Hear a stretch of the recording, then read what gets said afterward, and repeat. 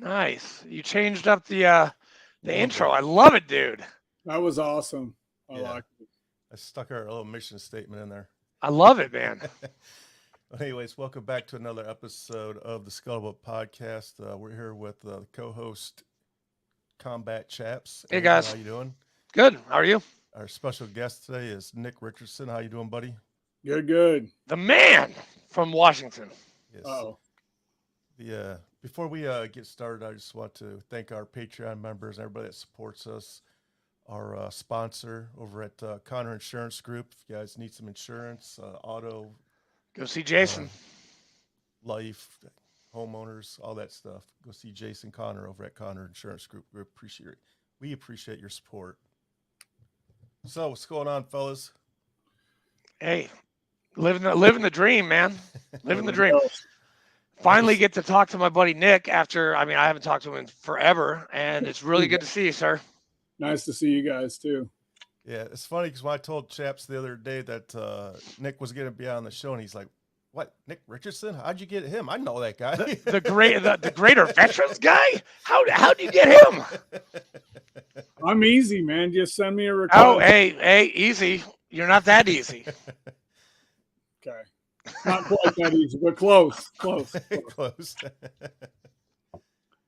Hey, would you stop spitting, man? That's gross. I'm sorry, dude. I'm sorry, man. I chew tobacco. It's the only bad habit that I have left. Okay, I don't gamble. I don't drink anymore. I got to chew tobacco. I have to. I tried to give it up yesterday. I went 6 hours, and then I went batshit crazy. I was like, I gotta have a dip. Oh my god, I'm dying. Nick, you know what I'm talking about, right? Yeah, I tried to quit whiskey. I don't drink a lot, but once in a while it's like I need it. And then coffee the same way. I quit for 3 days and my body's like, dude, no, not happening.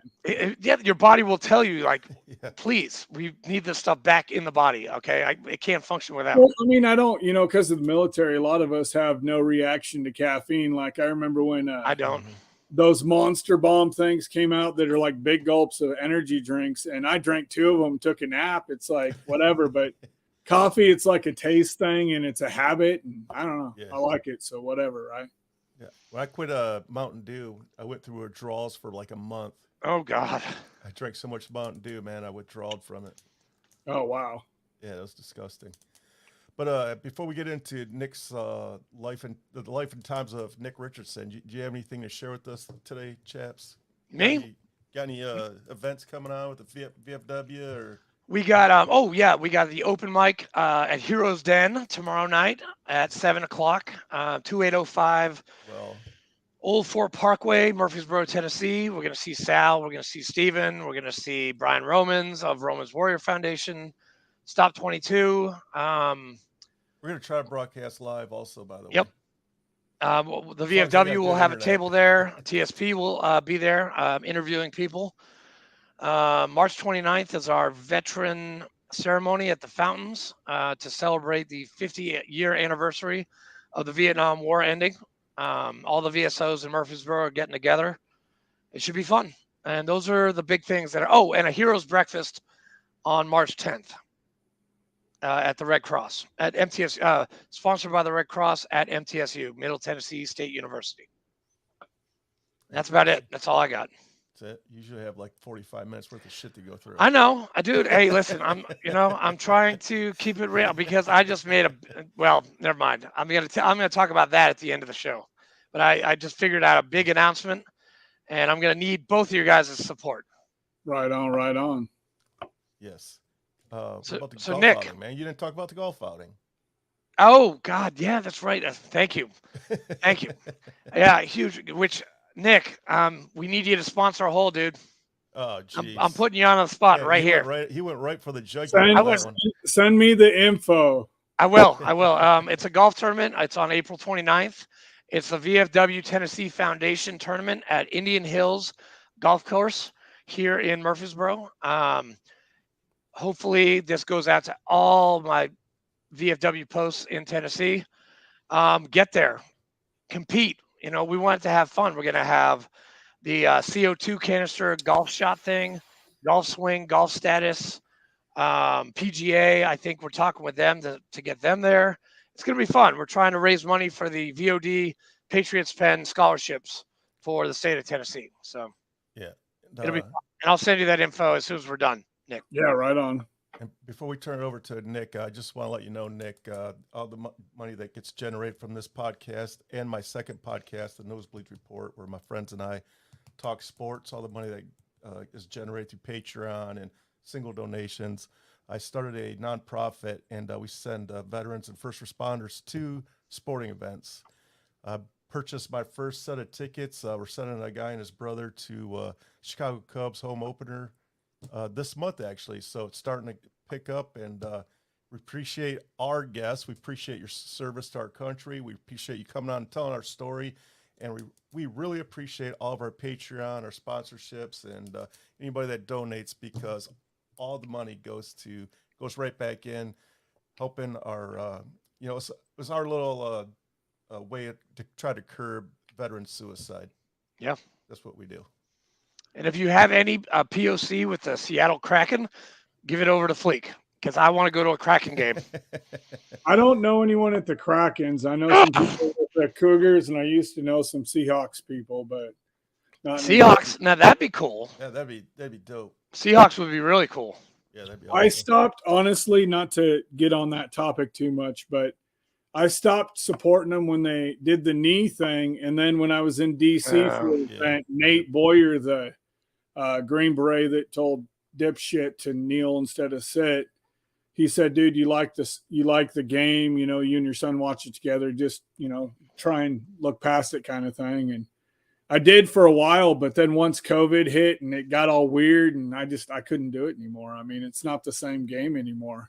Can't even hit anyone anymore. I was a linebacker, so it's like, I don't know. It's just not the same. I mean, I'm glad we got rid of Russell Wilson. My son played it at his camp after his rookie year, and glad that dude's gone. But I mean, still, it's he's stinking up Denver, man. That's all right. That's their problem. Oh, this is a combination show. This is a nosebleed and a TSP. So the Scuttlebutt show. This is awesome. It was great. Yeah, I love it. Nick, it's your show, man. Who are you? Yeah, introduce yourself to everybody. All right. So born and raised Spokane, Washington. Grew up in a dysfunctional home. I know no vet's ever said that before. Went in the Army after high school because I wanted to get away. Like I told you guys kind of in our pre-show chat, the Navy recruiter looked like Danny DeVito on fat pills, and the Marine recruiter couldn't get laid if a girl had a free candy sign down there. So you know what I'm saying. So the Army recruiter did the best job. Air Force was downsizing at the time, and truthfully, I don't know. The Air Force didn't feel right to me. No offense to any airmen out there. A lot of them are my friends, but it wasn't my thing. So the Army said, okay, you're a varsity wrestler, football player. Why don't you try out for SF and all that? And tore my knee wrestling. So they said, okay, you know what? You're lucky we're letting you in. Why don't you pick from this list of jobs? And, a typical alpha male country boy, they had artillery, infantry, all this dumb shit that's going to get you hurt. And they had some smart jobs like interrogation, commissioning, anything like that. And they showed me a video of a howitzer and blowing shit up. And I was like, hey, dude, I got to do that. And my dad's like, don't do it. You're going to get hurt. It's a dangerous job. Why not do something smart where you get skills on the outside? And I'm like, I'll be smart later. Let's do this. And, he was right. I got dinged up a little bit, but still a good time. So that's kind of where my story begins. Met my wife over there. Was over in Germany post 9/11, both. And, once the Euro came out, Germany wasn't the good time it used to be, and then 9/11 happened. So after my tour was up, I worked for the DOD for a little bit and then came stateside and got to enjoy all the lovely stuff of being gone for almost 7 years, homelessness, college, struggles with employment, deciding whether I wanted to be in or out of the vet community, because it didn't seem that supportive. And, it's going to sound, it's kind of sports related, but it's going to sound kind of generic, I guess, to a certain degree. But my oldest and I were at a WWE, which I'm still used to calling it WWF from growing up, event at the Spokane Arena. And there was this big Navy vet. I mean, he looked like he should have been a pro wrestler himself. And I had something on, I think, from Grunt Style at the time, and it was way before I started G8ter Veterans. And he said to me, he said, you know, dude, I just want to tell you, as someone that's been out a while, it gets easier. And that's pretty much all he said. And it didn't really mean anything to me at the time, but then later, you know, as I was out longer and right before I started G8ter Veterans, when I realized what led to my homelessness and what led to a lot of stuff that my family and I have been through, it was like, okay, there's a lack of fellowship, but I don't want to be, and you know, some people like them, but I honestly don't. I'm not a fan of Wounded Warrior, never gave him a penny at all, and I won't. But, you know, I'm not a fan of throwing money at something. I think it's got to be more organic, right? So you got to be real, like, you know, how, you know, Trump said it and other people have said it before him. And, you know, you got to treat the janitor the same as you do the CEO. And that's always been my approach to everything. I mean, I have a white collar education, but I'm still a blue collar guy at heart. That's a very stoic look at it, man. That's stoicism at its finest right there.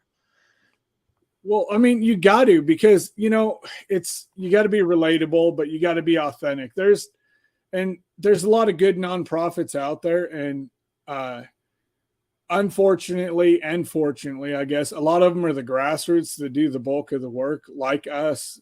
Whereas a lot of these bigger ones with name recognition, they turn more corporate, so they get the bulk of the donations and the grants, but they're also the ones that are paying their retired sergeant majors and their retired generals, you know, $1 million a year salary. Whereas I don't have a salary. Like, literally, I sometimes cover my gas with a donation if I have to go help a vet with something, if it's between paydays for me or my wife, and that's legal and it's just.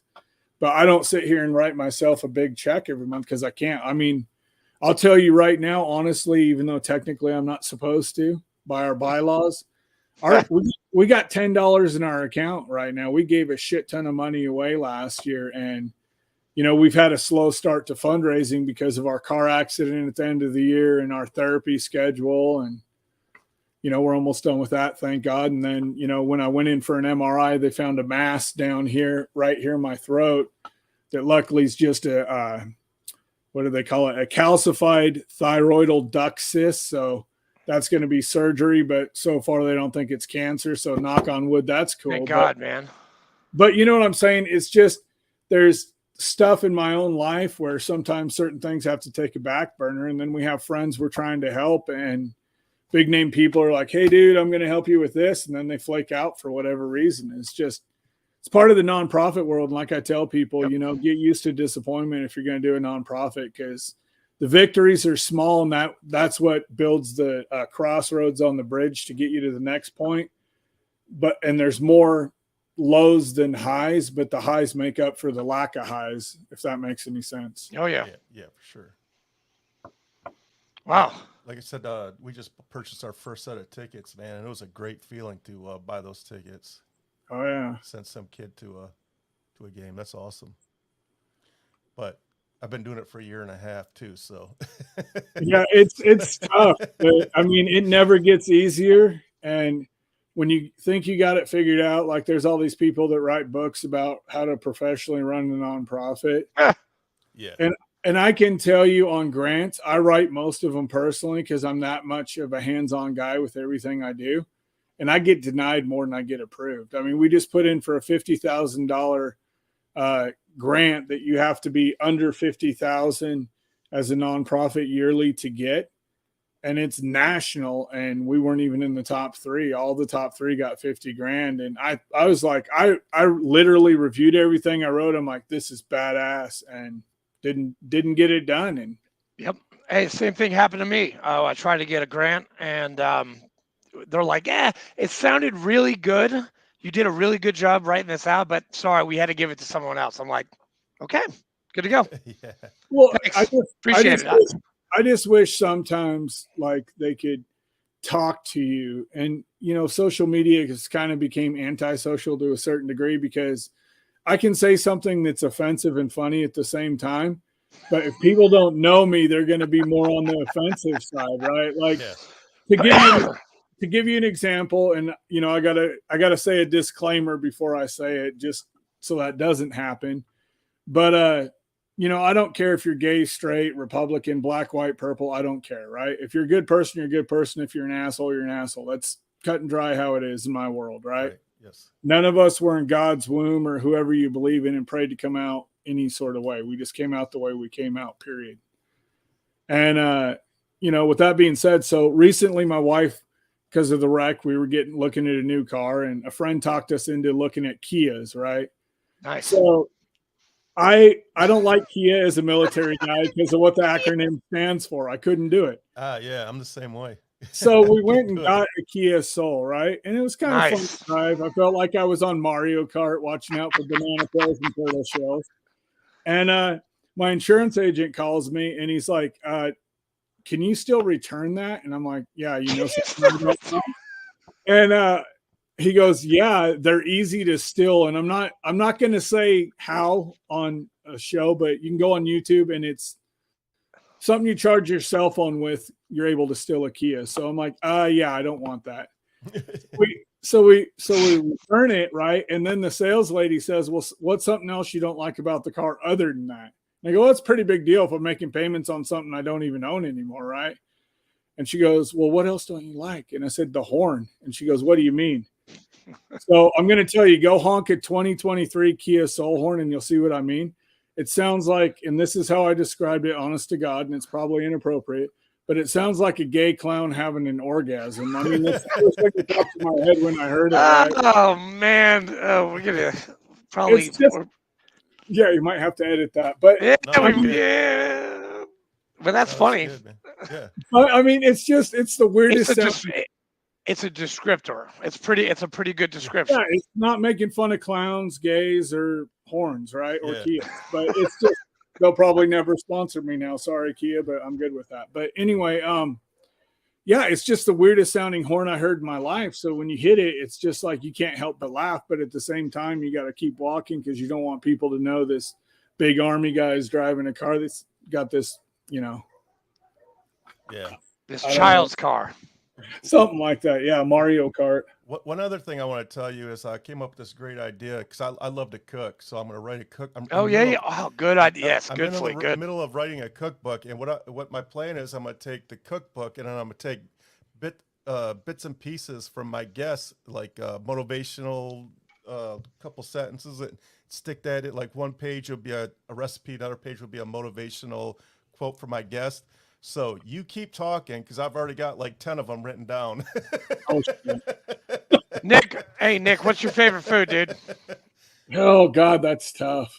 Mac and cheese? You look like a mac and cheese kind of guy. No, I'm a steak and potatoes guy. Oh, yeah. Okay.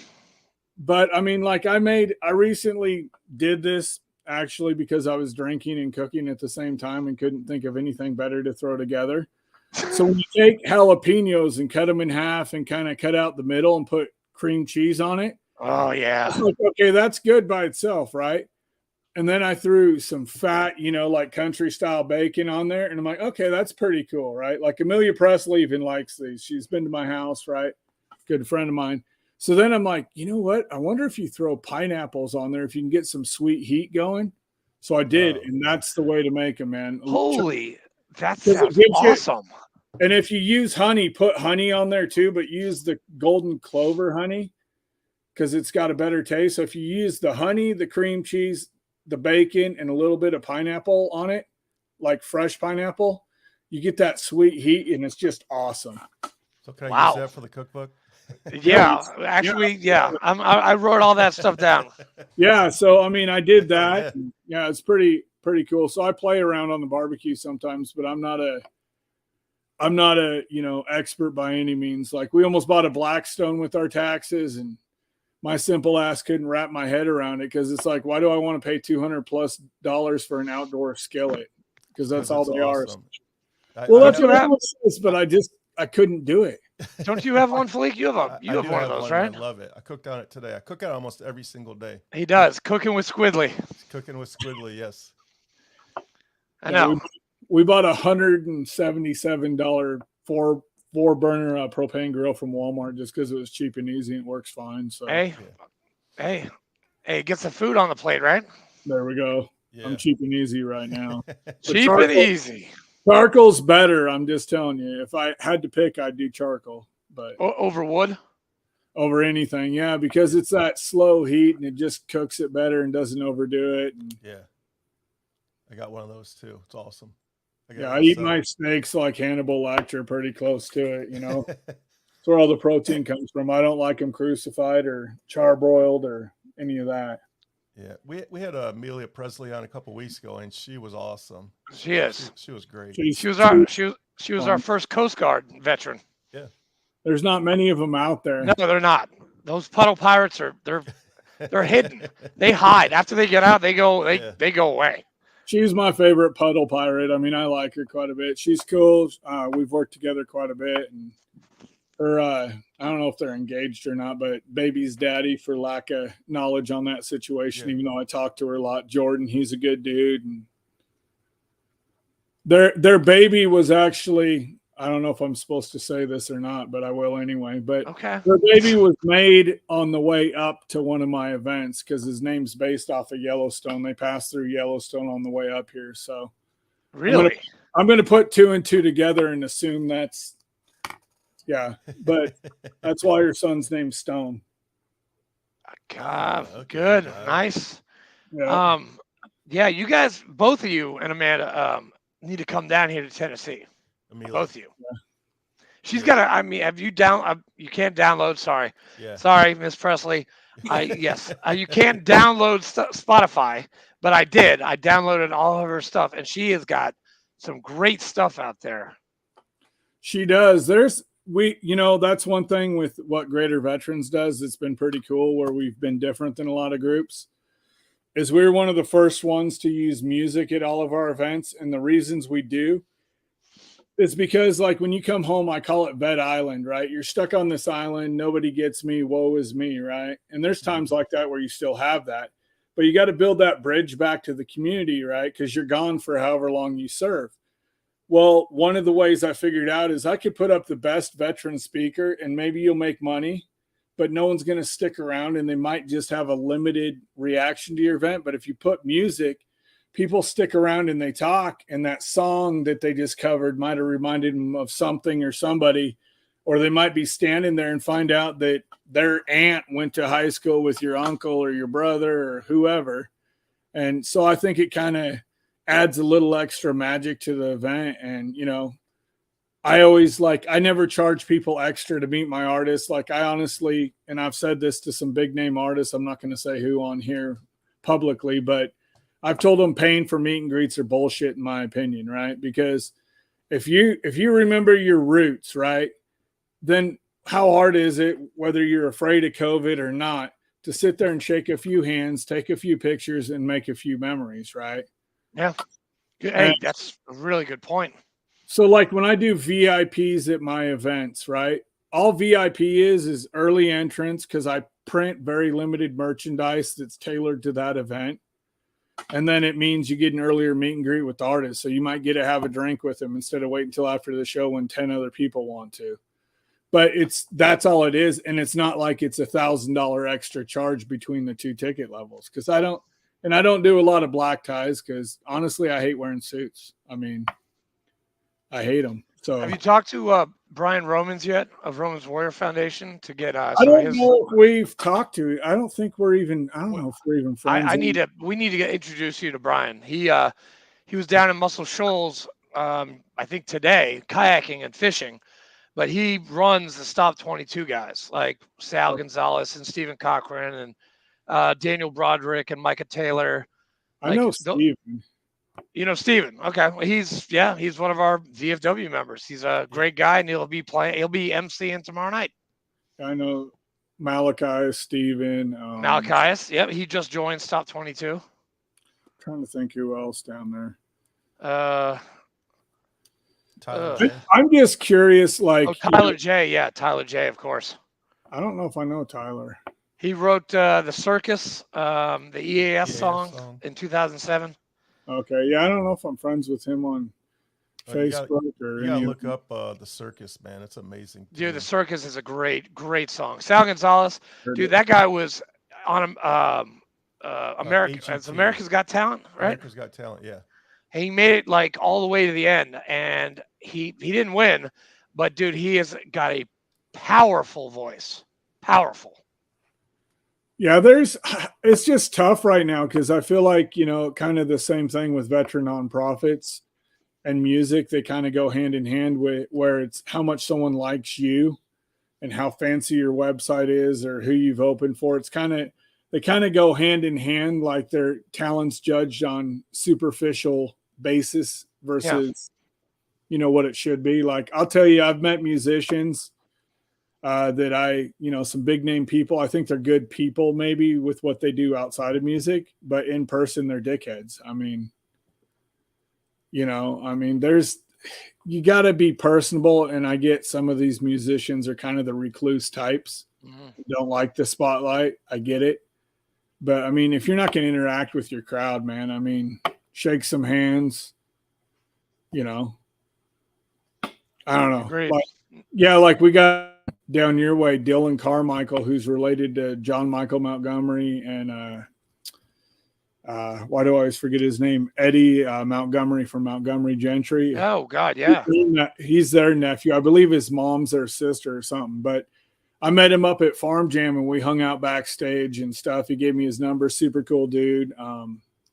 He's actually playing up here in April, so I'm going to go talk to him a little bit. And then Scooter Brown, I met up at a Coeur d'Alene casino in Idaho several years ago, and he's pretty cool. And there's just a lot of good veteran talent that unfortunately doesn't get signed to big labels because they're not, quote, the corporate mold, or they don't kiss ass, or they don't want some manager controlling every element of their life.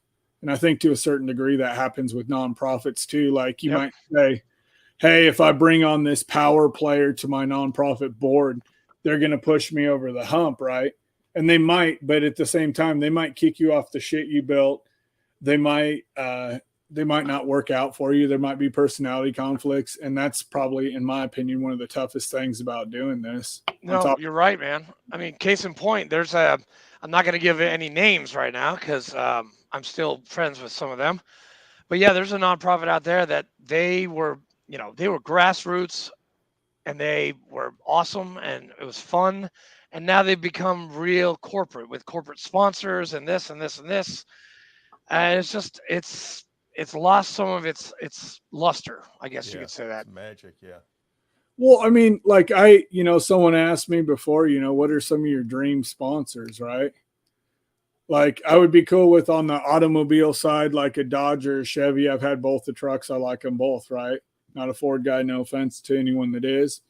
But like I'd like to be sponsored by like Duke Cannon Soap. Like they got this new one up here. Fresh cut pine, dude, in Northwest. Yes.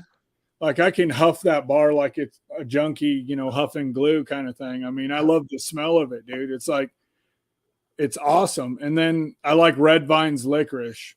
So that'd be sponsored by them or some of these veteran whiskey companies. There's some pretty cool veteran whiskey companies out there, like Norm Hooten, who is one of the dudes from Black Hawk Down, one of the Hoot, Ops guy, Hooten Young. Their stuff, I haven't had it yet. It looks good. Horse Soldier, America Bourbon, even some guys I served with that run Whitmire Distillery down in, I think it's Houston, but they're in Texas. I mean, there's a lot of them, and I think something like that would be cool. I don't necessarily want big. I just want something cool. I mean, something that you're excited about, Nick, are you a vodka guy at all? I don't drink vodka, and the main reason, honestly, is because dumb shit happens. Like last time I drank vodka was when Dan Henderson knocked out Michael Bisping in the UFC. Oh yeah, and I knocked out a guy from the same country as Bisping, and then I got drunk and walked across 4 lanes of traffic and fell asleep outside the restaurant. And my wife, who's 5'1", had to drag my big ass into the car. So yeah, it was okay. It was almost a spend a night in the jail kind of night. So me and vodka are not friends. Jack Daniels does that. Like when I was drinking Jack Daniels, I would do that. I punched through a steel plate window.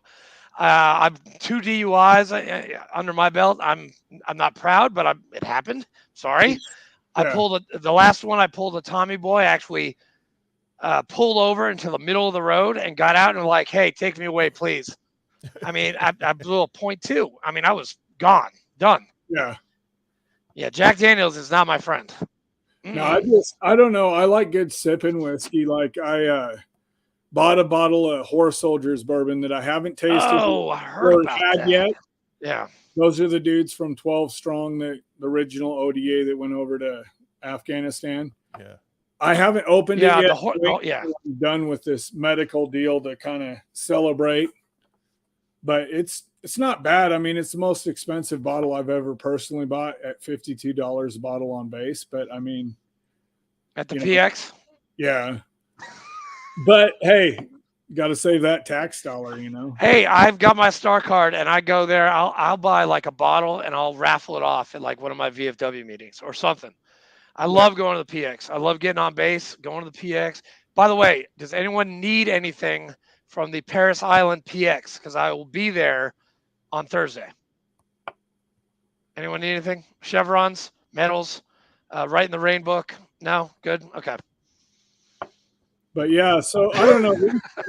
I don't know. We've been fortunate, you know, with G8ter Veterans. We've got to work with some cool people. Like I call him my guardian angel. When you see me on social media say that, it's talking about Gordon Ewell Jr., who he was embedded in Ramadi with a lot of the SEALs, but he's an Army combat engineer out of Utah originally, and he lives in Montana now. Good buddy, got blown up a bunch of times, real messed up. Like we did one event with him one time, one of the first ones we did, where he had a Purple Heart prosthetic eye, and we were charging people $5 to shoot his eye.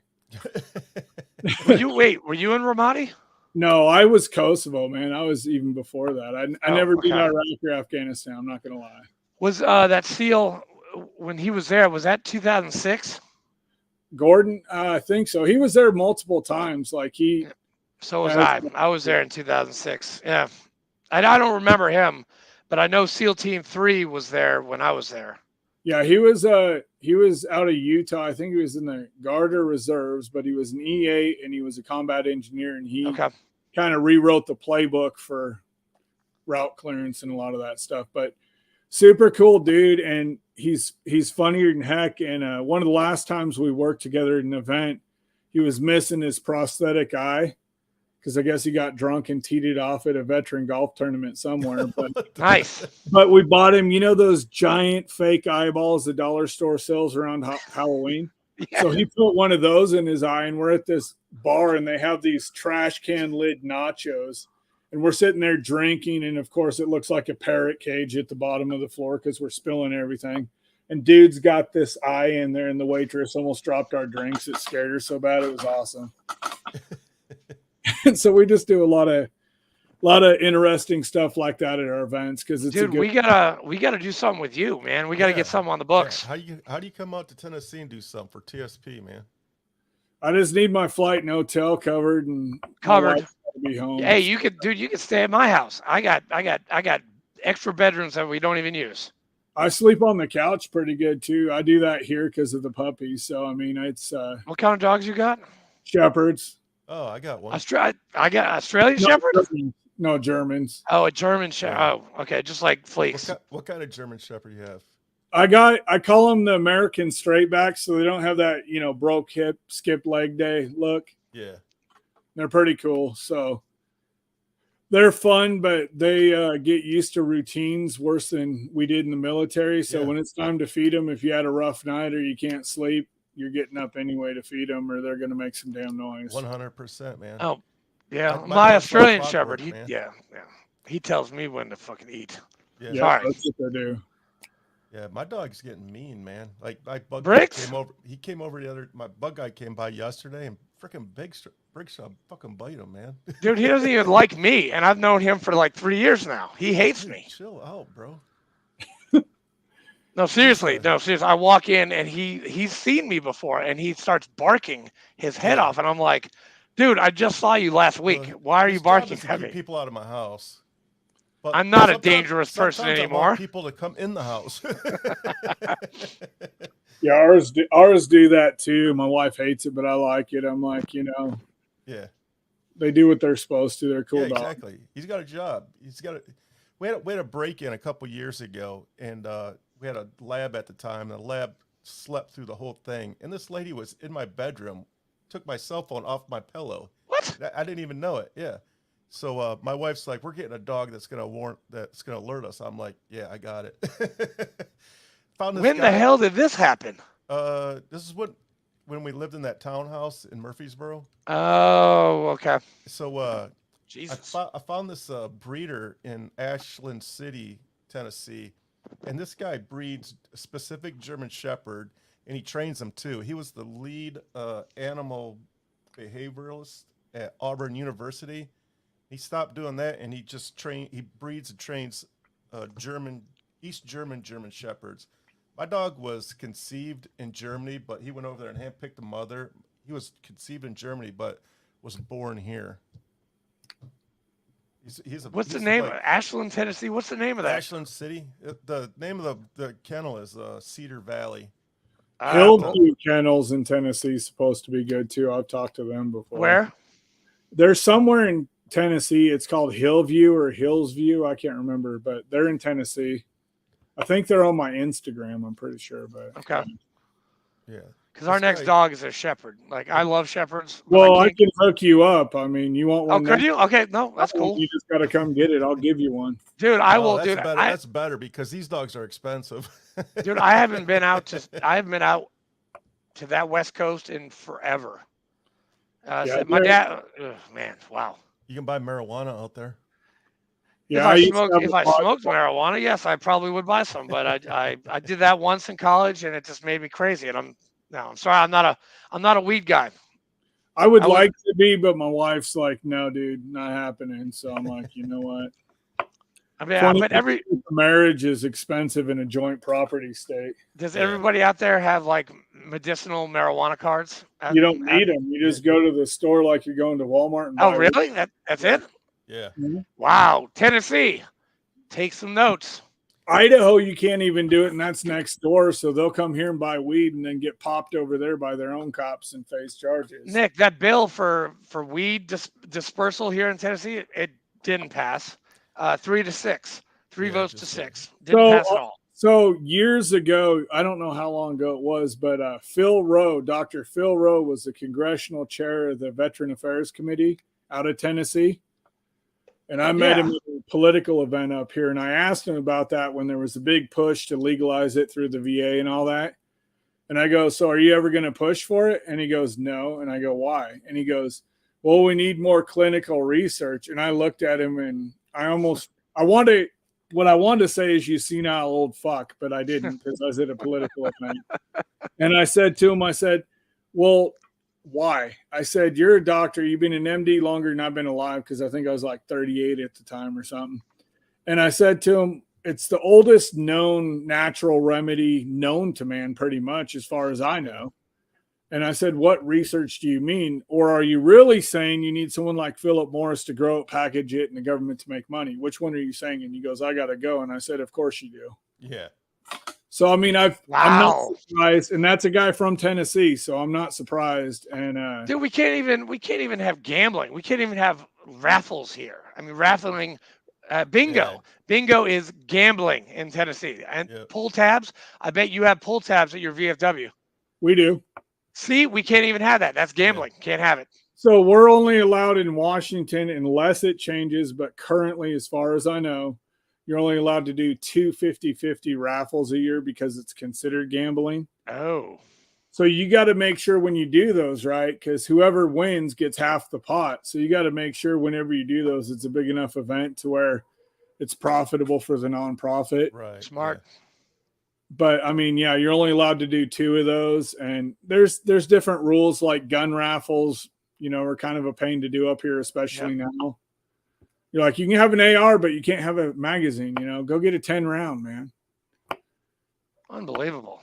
But hey, but you guys, never mind. Oof. No, you guys got great craft beer. You guys got great restaurants in Seattle. Pike's Place Market is like my favorite place to go. Is that the salmon place? The fish? That is where the fish. Yeah, I think if you order something and they drop it, it's free, if I remember right. Yes, and guess what? They throw a damn pillow at you. Okay, they throw the fish behind the thing, and then they throw a pillowed fish at your face. Yep. I'm sorry I let the cat out of the bag, but it's hilarious. It's awesome. Try to scare the shit out of you. It's They cool. do. I was, dude. I dropped like, oh man, I dropped to the ground so fast. Oh man. Woo. Yeah, but Seattle's so full of junkies and needles because they did that, safe injection site crap. Even the penguins at the zoo are junkies now. Oh my God. Perfect. I'm kidding, but it's bad over there. Like we had to watch out for needles. Oh man, dude, Nick, you're cracking me up, dude. You're hilarious. But yeah, it used to be a lot different over there, but now it's just, yeah. You know, my brother went to UW. I loved going out there. I've been out like 5 times. I have not been since he passed away. Is it Washington where they took over like a whole town and like the chop zone. Yeah. Trump's like, cool, I'm gonna send in some Rangers and see how much you like that shit. And they're like, oh yeah, we're gonna disband. No, we're not playing around anymore. Yeah, it was dumb. I don't know how that's not domestic terrorism, but I have a master's in criminal justice. What the hell do I know, right? No. Right. You have a master's? Yeah. Good for you, man. Yep. Master's, speak 2 languages, and I'm still an idiot. So what languages do you speak? German, fluent, read it, write it. Wunderbar. I'm learning very slowly how to speak German. I'm doing that Duolingo. And I know how to say mother, father, brother, and sister. Yeah, it's fun, but it's like I would always speak it with an American accent, so they knew I was American, and then they would talk shit, not knowing I understood it. So it's pretty cool. Sometimes you get free drinks out of the deal. Say something. Say something for the folks at home. Oh God, what do you want me to say? I don't know. Something that's the first thing that comes to your mind. Okay, I'll tell you a story, then I'll say something. All right. So I worked for, and don't hold this against me, but I worked for TSA for a little bit with Homeland Security, like almost 7 years. One of the worst jobs I ever had. Good people, but leadership's, yeah. Anyway, so one of the guys there, he's from West Virginia, and he comes up to me and he goes, so how do I say bend over and I'll make you happy to like a pretty girl? So it's Buch dich und ich mach dir glücklich, which means bend over and I'll make you happy, right? So I didn't think nothing of it, right? So I told him how to say this, no big deal, right? Well, I was the only one that spoke German at and still there as far as I know. So he said it, they knew it came from me, and that was one of my first visits to the manager's office. So, so yeah, you got to be careful who you say what to, apparently, Yeah. But yeah, it was a fun time. That's funny. Germany was great, especially when the Deutschmark was still there before the euro came out. Because, you were a single soldier, you cash out your paycheck, get 2 to 3 to 1 for the dollar, and you just live on the economy all weekend until it's time to drag your half sober ass into work Monday. It was great. Were you there before the wall came down? No, I was after. My wife is actually East German, so she remembers that. And she's from Lutherstadt in the Eisleben province over there, which is where Martin Luther, the Lutheran Reformation, she grew up right across the street from the museum. So wow, that is cool. So in theory, if the wall wouldn't have came down, I would have never met my wife. Oh, right on. Yeah. But, does she speak fluent German? Obviously, yeah. Yeah, her parents are still over there. They used to come up every year, but they both have medical issues now. So we're kind of Skyping it with them a couple times a week. And it's funny. My wife, she was born in Oxford, England, but she lived in Germany when my father-in-law was stationed over there, and she lived there for probably about 6 years. So, and her last name's Haber, Heber, and it comes from Habeck, and she comes from the Alsace-Lorraine, German, French. Yeah, kind of the World War I disputed ground. Yeah, and she's not French. She just said she's not French. She's German. She's not French. Yeah, she's very sensitive about that. Yeah, I can't see her behind that piano. No, she just came in through the door. You can't see the door. I don't have this is not my piano. This is not. My house does not look this good. My house is a wreck. And so, yes, it's all fake right here. All of it. It's all fake. I'm not judging. I'm like, it's a nice place. Hey, I wish I had. No, actually, I don't play the piano. I took lessons, and then my teacher ran out of me. Like when I was like 6 years old. Like, I play the saxophone. I hate the piano. I mean, I love listening to it, but I can't play it worth shit. I can't sing. I've wrote some stuff. I can't play nothing, but I work with musicians and kind of get them. So that's why I get to work with a lot of them. But yeah, I tried to play the guitar once and the string snapped, and Yeah. Nick, have you ever listened to a band called Blackberry Smoke? yeah. So I saw them when they first came out at a venue here for $10. No, One of the best concerts. Yeah, it was. dude. They're awesome.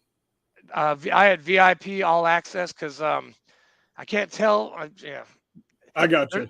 there's another nonprofit that Fleek and I and you, we all belong to, and they're trying to do some deal with them, Blackberry Smoke. And I'm not going to say what nonprofit, but people are not stupid. They'll probably figure it out. But I went to an all access VIP, and I saw these guys in Chattanooga, and I swear it was like Widespread Panic and Black Crows like had a baby. And I was like, holy shit, these guys are awesome. They're from Atlanta. Yeah, Georgia boys, I think. Yeah, and I got backstage. I met all 7 of them. There are 7 people in this band. It's crazy. And I got them all to sign my nonprofit shirt, which I'm not going to tell you what that nonprofit is. But they all signed my shirt. This isn't the nonprofit we were both on the board of, is it? No, not at all. No. Oh, okay. I was gonna say that one's creepy. Yeah, they're awesome. I will tell you, Scooter Brown, though, even though he's doing his War Hippies project, which him and Donnie are super fun to hang out with, good guys, love them both.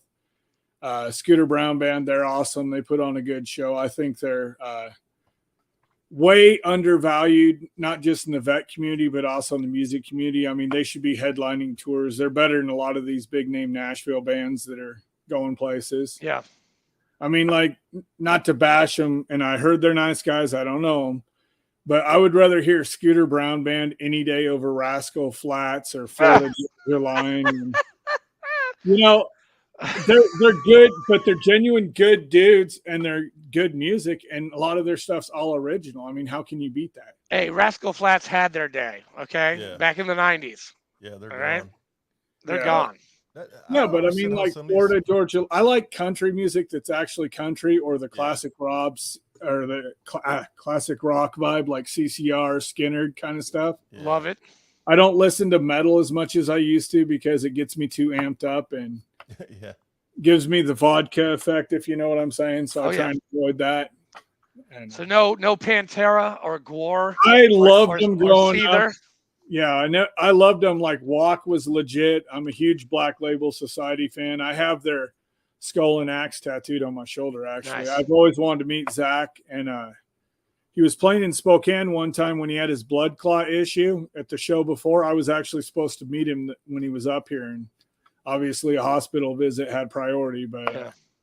I'd love to meet him. And then Hell Sagan, their metal band, Nick Kawanjo, who is Power Man 5000's lead guitar player. It's him and his wife's band. They're good friends of mine. They're pretty cool people. Wow, dude, man, you know some good bands, man.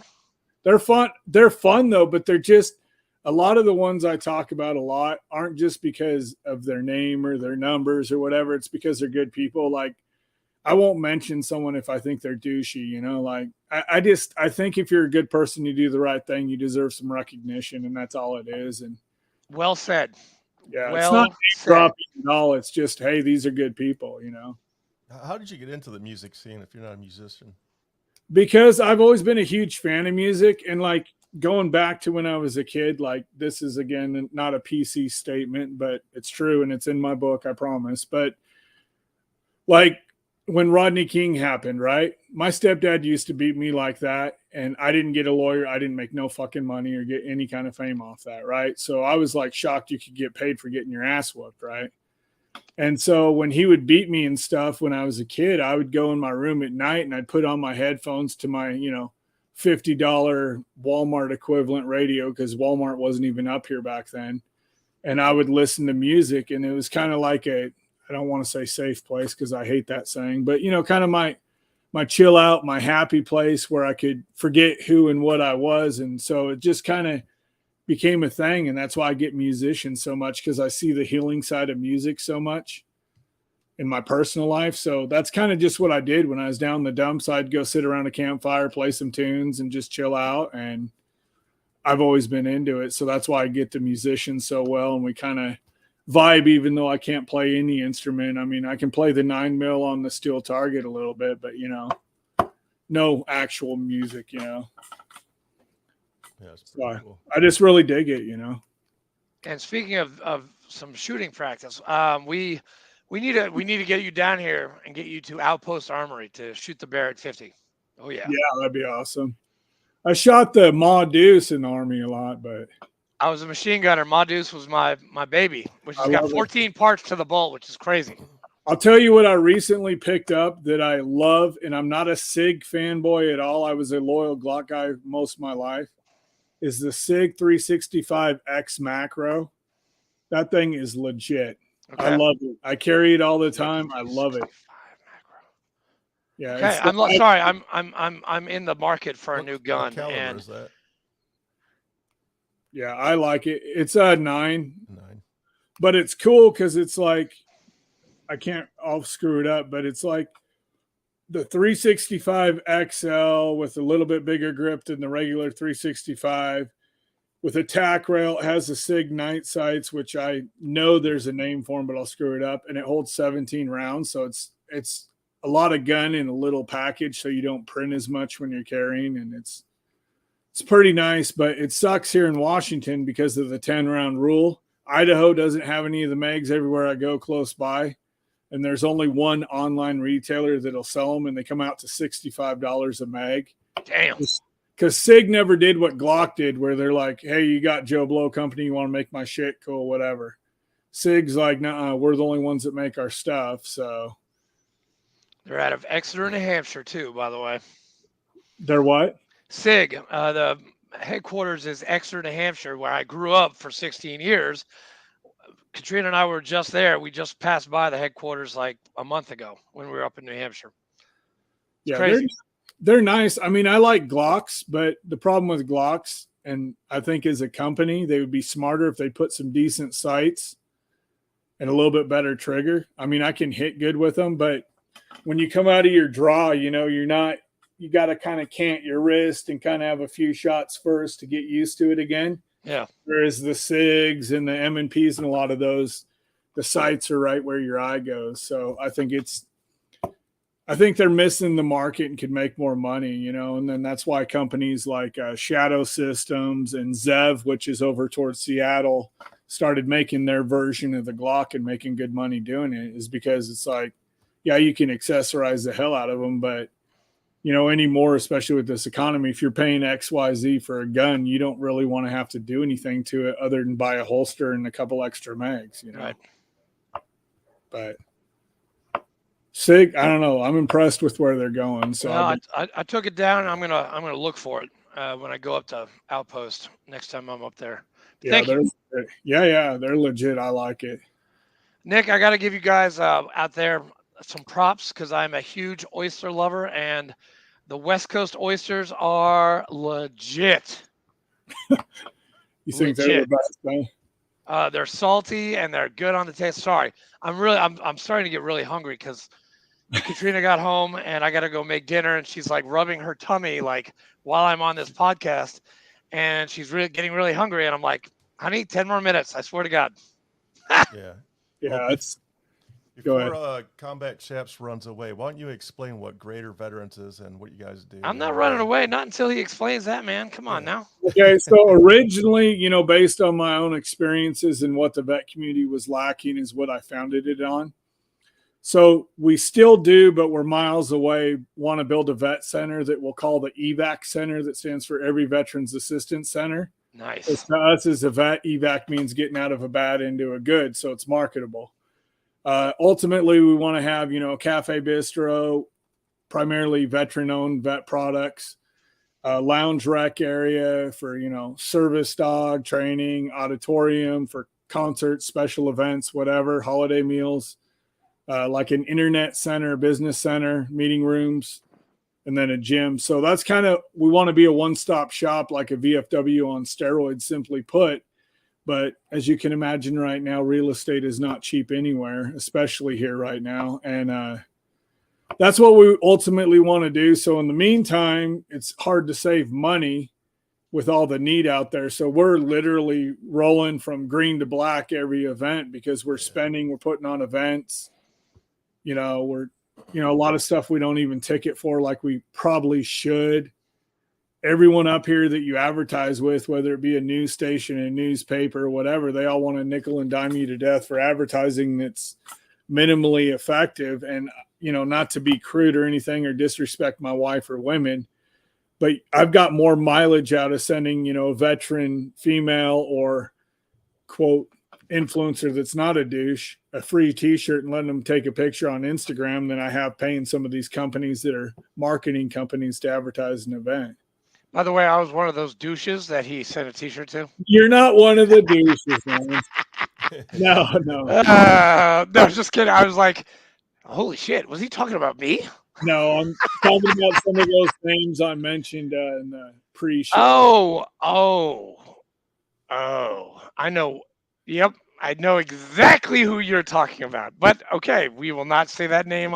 No, yeah. I know exactly who you're talking about. Well, I'm not afraid of this individual at all, physically or otherwise, right? But I don't want to deal with him. I don't like that prima donna bullshit, right? Dude, her yoga is weird, okay? Yoga is weird.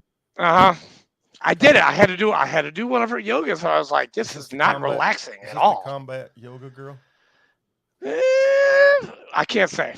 I neither confirm nor deny that allegation. Yeah, I don't know. Yoga's not my thing. Like, I'm not that flexible anymore, and to each their own. But no, I'm not talking about that individual. Oh, you're not? Okay, good to go. Yeah. No, the other male individual from the team. Oh, okay.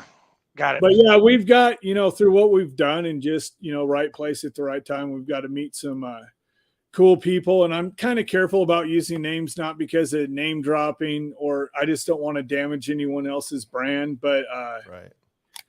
There's a retired SEAL, 30 plus year SEAL that works with Jocko. His name's Jason. I'll let you go on Jocko's site and look up. Oh, yeah. Yeah. Okay, but this guy, super cool dude. Like, I watched Jocko's podcast with him, and I'm more honestly on the SEAL side. I like Sean Ryan's show better personally.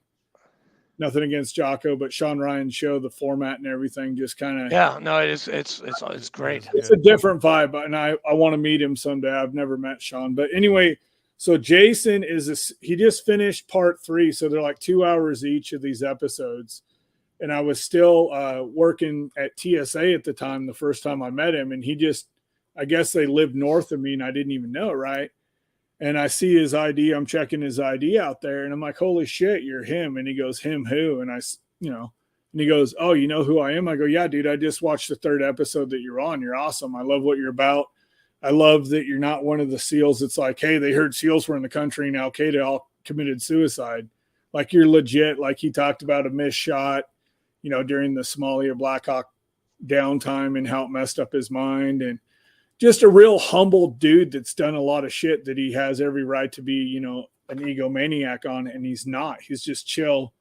And then him and his wife, their social media is so cool because she's into poetry and nature, and he's like this humble farmer dude that was a badass warrior and just a salt of the earth kind of dude. So, I mean, I don't know. I'm not someone that meets famous people and gets the fangirl thing going on. I'm more of a fan of vets and real people. That's kind of more my, wow, this is cool kind of thing. Yeah. And he's just like, he's probably one of my favorite people, and not because he's like, we're good friends. Don't get me wrong. He's not like my best friend. We don't go out and drink or anything together, but we talk quite a bit.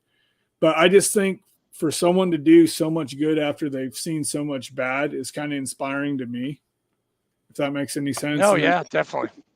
Gordon, my guardian angel, and some of the Vietnam vets I've worked with, and a good buddy of mine's a retired Army 1-star, and, being an E4 Mafia member when I was in, and then, and then getting out, and having the respect of a general, and then realizing how cool he is, and we all served, and we're not that much different despite rank, and seeing how the real life is when you get out. It's pretty enlightening, but it's surreal and cool at the same time. I agree. because speaking of that, I actually get to meet my old battalion commander on Friday at the Paris Island graduation, the Commandant of the Marine Corps, Oh, wow. General David Berger, who was my battalion commander from '02 to '04, who is now in charge of the entire Marine Corps, will be there. And he's best friends with the chaplain that's retiring after 25 years of naval service. So I get to meet him, and that's pretty cool because he's got his wings and he's got his dive bubble. And I'm like, and he's the one that's basically tearing down the entire Marine Corps and getting rid of tanks and getting rid of scout snipers and getting rid of my battalion. And I'm like, why? But he's got a reason, the Force Design 2030. And yeah, the Marine Corps is going back to the more littoral service. And I guess that makes sense if we're fighting China, but what happens if we're fighting somebody else? We got to have tanks. We got to have scout snipers. We got to have more infantry. Well, But from that's what just I heard, me. Berger's legit. I mean, Mattis is from here, and I know Mattis is a big name in the vet community. Yes, Mattis is the father of all us Marines, except now he's married, and he got married to a Well, girl he met in a bar, which is awesome. That is such a Marine thing to do. Well, here's my thing, though. I'm going to be one of the few vets. I've had chances to meet him, and I haven't met him for a couple reasons. I'm not a big Mattis guy, honestly. I used to be better. Here's the thing about Mattis, right? I respect honesty and integrity above anything, right? And Mattis, when COVID first hit, this big, tough Marine was the first one to do a commercial in our state wearing a mask, but he wore a bandana. So that kind of is like your first tip off to kind of yeah. And then other things he's done, like, okay, you look at someone's psychological profile, right? When he's this badass war fighter, every alpha male wants to reproduce, right? Like that's like an alpha male thing. He never did. And he was super close to his mom. So if you look at a lot of dudes that have mommy issues, I worked in a prison. That's all I'm going to say on that. You can kind of fill in the blanks on your own, whether they're, chomos, serial killers, or just off in general. So the fact that he's this alpha male, or he's perceived as one, whereas General Kelly, like he went through everything, lost a son. He's a humble dude. I met him in DC, good guy. Didn't unfortunately get a chance because he was busy to take a picture with him. But he's cool. Berger's legit, I think. Berger is legit, yeah. Soon to be retired Sergeant Major of the Army, Grinston, was actually my first. Oh, yeah. Well, I don't know him, but the JROTC that we adopted, they have to memorize who the Sergeant Major of the Army is. And that's the only reason why I know that name, because I went to that class when they were screaming out his name. And is he cool? I mean, you haven't met him. He's professional. He's legit. Like, he's the one that pinned the good conduct medal on me when I was in Kosovo. No way. Yeah, and so we got to play the next day officers in flak vest football. I don't know if you did that in the Marine Corps where you get to wear a flak vest. Didn't. It's tackle football, but with a flak vest on. No, we didn't have time to do that because we were kicking down doors and taking names. Sorry. Yeah, Kosovo was kind of like makes kind of deployment, but yeah. So he's like, yeah, you get to play against officers tomorrow, and dude, that's like it's like the longest yard. It's like the enlisted against the officers, the prison guards against the prisoners. That's pretty awesome. So he was cool. And then like my old platoon leader, I still talk to, and one of my old section chiefs and my gunner was my best man. We're still in contact. And that's cool, man. A lot of the old units. So it's like, I don't know, a lot of the guys I talk to now because of the nonprofit, they just reach out to me and we just talk, shoot the shit, whatever. And, I want to eventually get to the point where I can go down and hang out with them for a couple of days. Some drink, some don't, just be around them again. Cause it's like, I always tell people it's, the best way to explain the veteran community as a whole, at least the good side of it, is we weren't born into this family, but we chose to serve it and we're united. So it's not like a lot of us aren't egomaniacs where we're like, oh, you did more deployments than me. You got more confirmed kills. You did this. You were spec ops and I wasn't. You flew a plane. I didn't. A lot of us don't see it that way. Like we all served and it was a good part of our lives that we look back on fondly. But there was also some messed up stuff during our service, whether leadership injuries, whatever, right? And I just think it's important that we as veterans to not only inspire the next generation to serve, but we also need to identify to the civilian population what we are and what we aren't, right? Like, we don't know the answers. We have a fucked up sense of humor. Very dark. True. Very I dark. mean, we do. I mean, look at some of the stuff I've said tonight. I mean, I'm sure my parents' ears are burning, and my grandparents in heaven are probably like, oh my God. But you know who's smiling is Donnie O'Malley from Vet TV. He is definitely smiling for the shit we're talking about tonight. I see, and I don't know him, man. You don't know? Yeah, I met. Donnie's a great guy. He is just, he's a great guy. He was a good Marine, and now he's on this journey, and he founded Vet TV, and he founded Irreverent Warriors. I mean, hats off to him. He came to my hike in 2019, which was really crazy, but he has yet to return my Facebook messages from like a year ago. Wow. Hey, it's okay. He's busy. He's going to Coachella. He's smoking his whatever. He does. He goes to Coachella. He has you see him dancing on TikTok like all the time. You're like, dude, I wish I had those moves. Yeah, I don't know. But he's funny. Well, I was a wrestler growing up, so our coach always said wrestlers don't dance, and I never had to blame it on my lack of coordination, not dancing, But no. I'm not a dancer, man. But I mean, I don't know. It's just to each their own, and there's some good dudes and gals in the vet community. I just think no matter how, quote, vet famous you are, if you can't return messages to people, especially people through social media or personally have met or served with, then you got bigger issues. I mean, you're kind of a douche. Yeah, like I return all my own calls, messages, emails. If someone's like, hey, can you talk today? If I got something going on with the family or my medical fund right now, then obviously, I say, hey, can we do it at this time? It works better. Let's do it. And I mean, I don't know. I just think humility is kind of lost with some of these influencers. No, agreed. Agreed. It happens. What is it, like 5 o'clock there right now? Yeah, 5:49. Yeah. Okay. 2 hours. 2 hours. I always forget that. I always thought it was 3 hour time difference, but it's a 2 hour. I always Google it. I'm not going to lie to you. Even if I think I will, I Google it. I'm like, hey, what's that? I'll say, oh, yeah, that'll work. Well, we got to get you here for we do. An event, and Sean Ryan lives in the area, actually. So maybe we can get him there. I don't know. I mean, I know, so Chris, well, okay, how do I explain this? Chris Beck, who was the transgender SEAL Team 6 member, is a friend of mine. And I knew Chris Beck when Chris Beck was Kristen Beck. And obviously I know him as Chris Beck now too. And Chris Beck just did a 6-hour show on Sean Ryan. Yeah, I just saw that. Yeah, and I will tell you, Chris Beck is another one of those salt of the earth people, despite what you think about the individual. Chris, I knew as Kristen, like I said, but Chris is, oh my God. So there's a photo on my Facebook of Gordon, the one I called my guardian angel, and Chris when he was still Kristen. And again, I apologize if I'm explaining this in any kind of weird way. I'm just following what's already out there for information.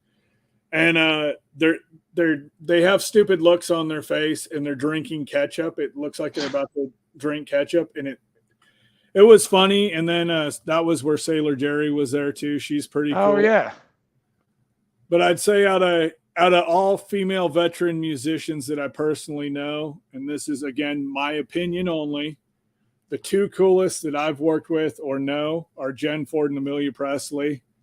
Amelia Presley's like a little sister to me, so yeah, I she's love probably her. my She's great. favorite. Yeah, but I mean, there's some cool ones out there. Jen Ford's cool.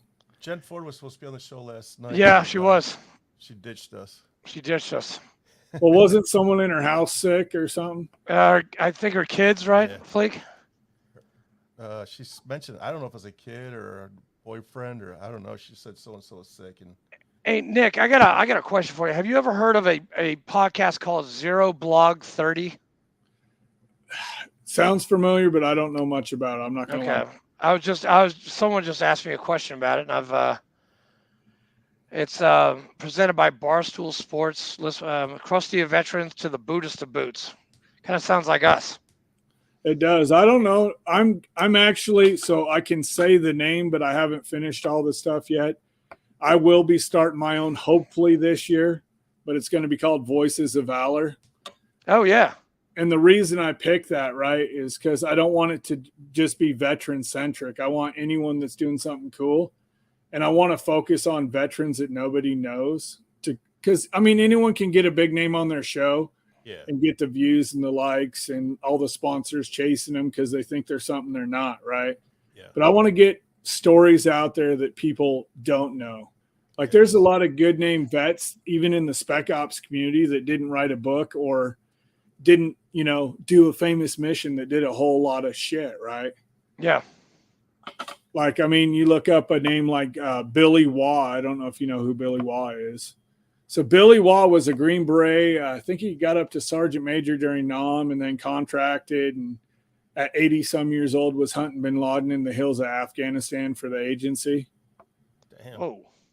So the dude's like a real life Rambo, and he was cool. And I don't know, there's just a lot of stories out there, like Tony from Wooby's Shoes. He's a Green Beret. Tim Kennedy's their spokesperson. Oh, great shoes, by the way, man. Yeah, but Tony is a legit cool dude. I mean, I'm guessing he kind of, I don't know his full story on the divorce because he was just getting married last time I had him up here. But there's just a lot of cool dudes in the vet community and gals doing awesome stuff that just aren't getting the support, you know. And there's also some companies that aren't what everyone thinks they are. Like, I won't say the name, but there's a coffee company that's ran by a female. I'll leave it at that. Oh. That's not who everyone thinks they are. And I know. Yeah. I think I'm Facebook friends with her. Well, so am I, but I'll just say it like this. And I don't say anything without proof, right? But I hooked her up with a NASCAR team for a sponsorship and got a text from her basically saying, don't mention it because I want people to think I'm that connected.